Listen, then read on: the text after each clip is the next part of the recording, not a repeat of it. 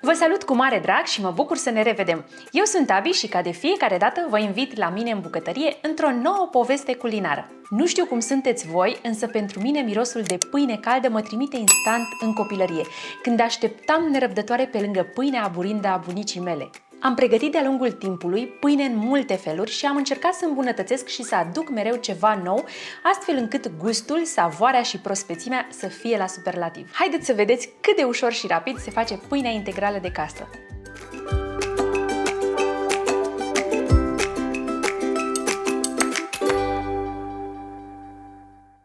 Pentru această rețetă am folosit 400 g făină albă de grâu, 50 g făină integrală de grâu, 50 g făină de secară, 350 ml apă caldă, 3 linguri ulei de măsline, 20 g drojdie proaspătă, o lingură miere sau zahăr, o linguriță sare, puțină făină pentru pudrat blatul, iar opțional 40 g amestec de semințe, floarea soarelui dovleac Susan In și o lingură semințe de cânepă. Pentru frământat, eu am să mă ajut de robot la care pun cârligul pentru frământat. La fel de bine se poate frământa și cu mâna. Într-un bol mare adăugăm făina integrală de grâu și de secară, sarea, le amestecăm, după care adăugăm restul ingredientelor și frământăm până obținem un aluat moale și elastic.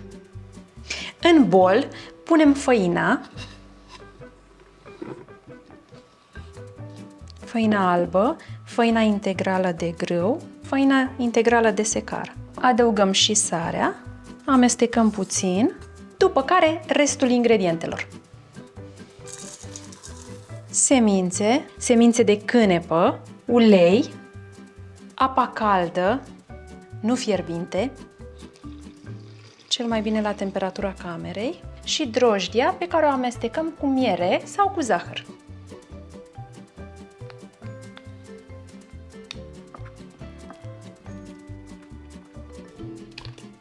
Atașez cârligul pentru frământat și începem frământarea la viteză mică mai întâi, după care mărim viteza. Frământăm până aluatul se desprinde de margini.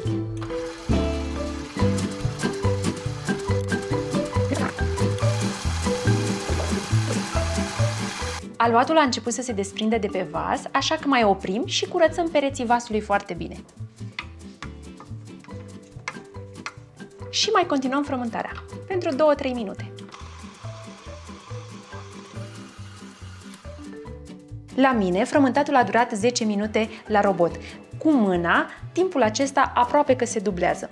Dar nu vă descurajați, important este să obțineți un aluat moale și elastic. Haideți să vedeți ce ușor se desprinde de pe cârlig. Pentru că este puțin lipicios, nu folosesc mai multă făină, ci mă ajut cu o spatulă ca să-l modelez, să-mi fie ușor.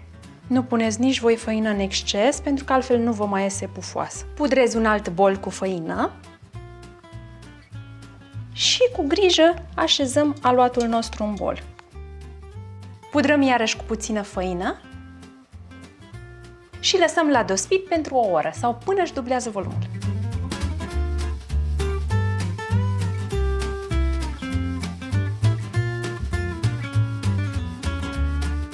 Au trecut 50 de minute de când am pus pâinea la dospit, o las să se facă o oră, însă în momentul acesta pun o oală de fontă cu capac la încins la 230 de grade Celsius, în cuptorul rece, la programul cu căldură sus și jos.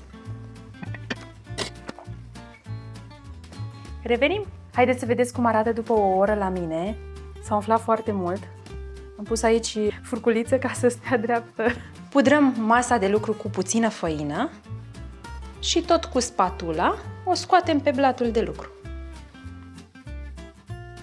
Pudrăm iarăși cu puțină făină și cu grijă o întindem într-un dreptunghi. Și acum o împachetăm, o împăturim. Până la mijloc aducem o parte și cealaltă peste. Apăsăm iarăși. Dacă este nevoie, mai adăugăm puțină făină, dar foarte puțină. Și acum o rulăm. Aducem capetele în interior și rulăm strâns și tot așa. Uite, vezi, eu mai am nevoie de câte puțină făină.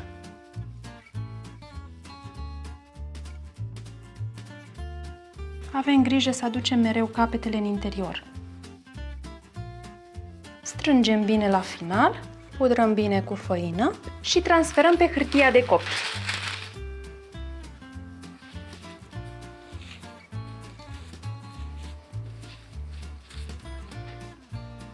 Acoperim cu prosopul și lăsăm la dospit la temperatura camerei 20 de minute. După ce a trecut și timpul în care oala noastră s-a încins, e momentul să punem pâinea la cuptor. Înainte însă, aplicăm câteva tăieturi cu un cuțit foarte bine ascuțit.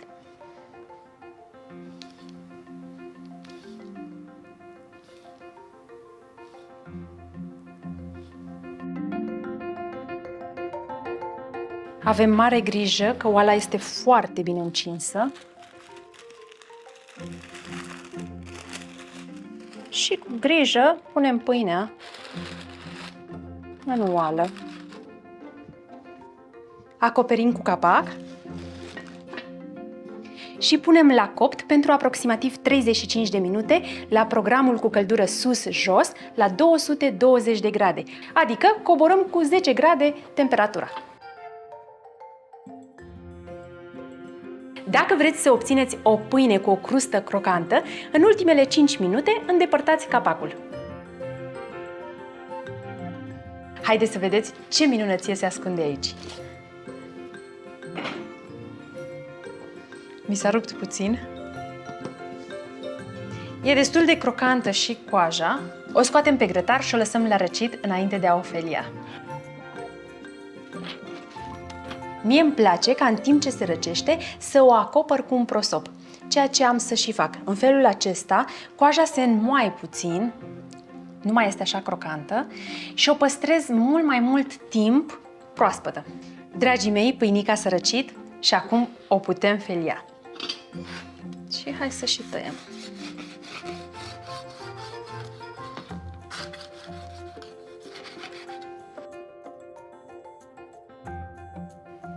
Uite, cât de faină este.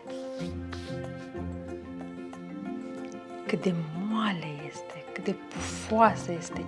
După răcire, cel mai bine, eu o păstrez în pungă de hârtie, după care o depozitez acolo în cutia de pâine. În felul acesta eu am păstrat-o până la 5 zile. Și a fost chiar foarte bună. Sau o putem felia și o păstrăm la congelator și când avem nevoie o scoatem înainte cu câteva minute. Miroase atât de bine! Yummy! Uite ce fain se vede! Îmi place cum miroase și atunci când se frământă pâinea. Este un miros de care mi-e dor. Îmi place foarte mult să fac pâine și să am pâinea mea făcută de mine. Fata mea spune că această pâine este cea mai bună pâine din câte există. O pâine care este bună și bine coaptă, așa se verifică. Dacă revine la normal. Revine? Revine, bineînțeles că revine, pentru că este foarte bună. Deci, ca o pâine să-ți iasă reușită, sunt două secrete, frământatul și coacerea. De fapt, cam asta e tot, nu?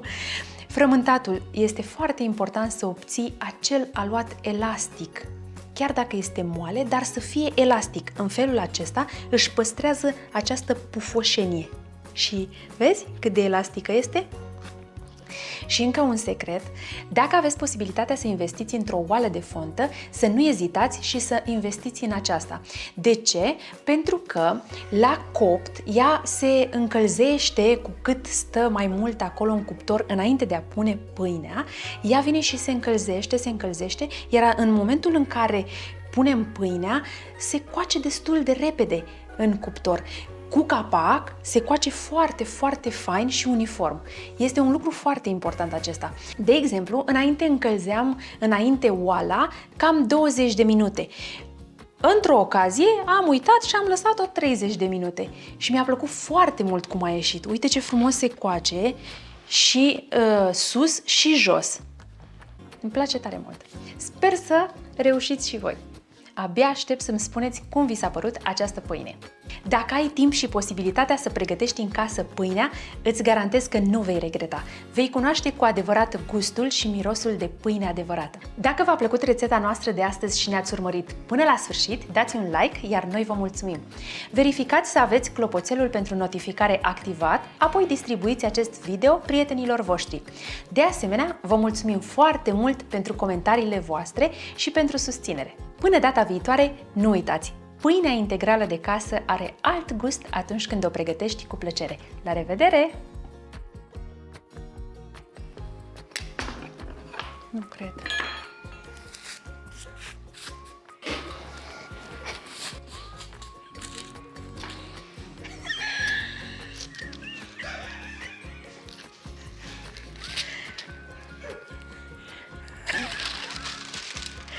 Hai, taci din gură!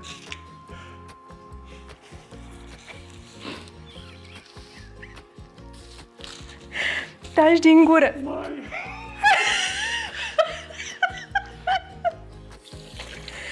Revine?